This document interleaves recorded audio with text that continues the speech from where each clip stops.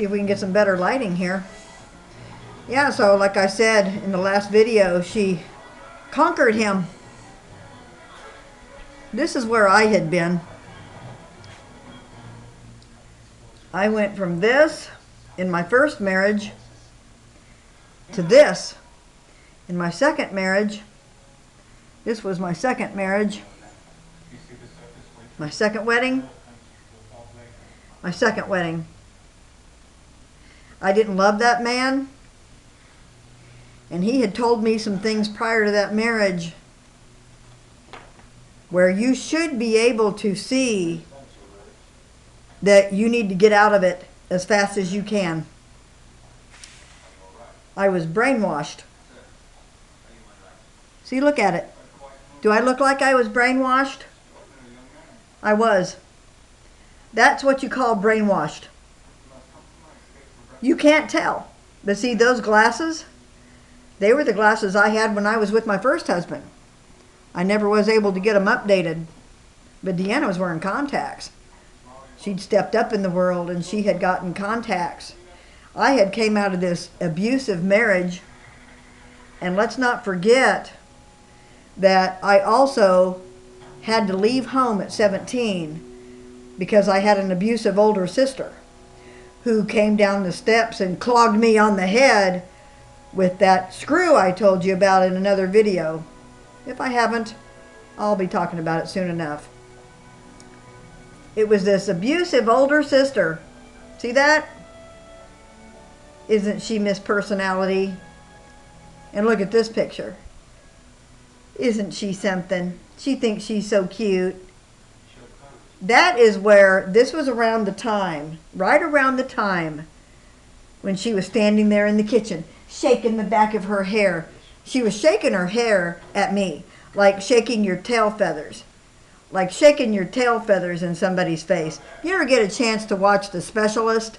Right at the beginning of the movie, there's this part where all these dancing women are shaking their butts with these feathers on their butts in front of the audience in this club. That's what it reminds me of. She just treated me like I had no feelings. Like my feelings didn't matter. And this is where it was after her and Steve reconciled. I was surprised how fast she reconciled and how fast she ended up getting pregnant. She lost her first baby, lost a whole lot of weight. I guess they went through a really hard time. But like I said before, she laid down a whole bunch of conditions to him. First of all, the boy's mother can't see those boys anymore. They were not allowed to see their mother again, and they would hide those boys so that they couldn't see their mother the entire time they were growing up.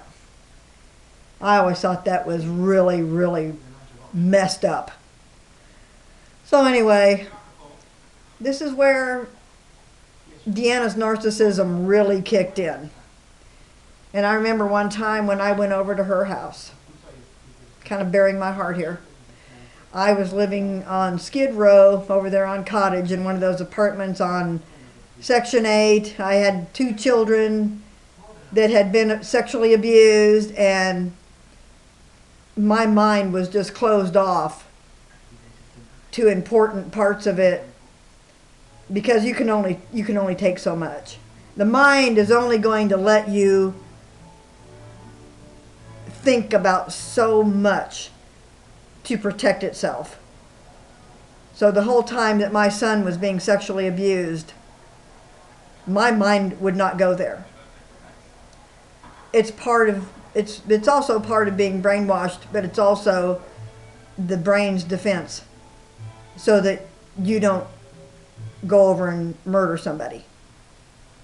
So I see my life, and I walked into her house one day and I saw this big, thick rug in her entryway.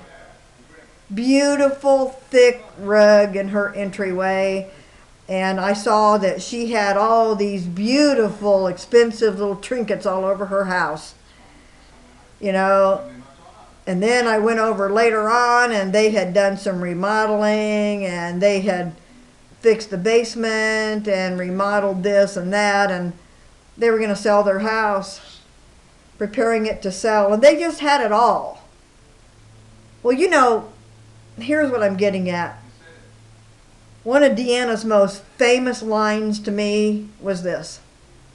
Well, if you had accepted my Jesus, your life wouldn't have turned out so bad.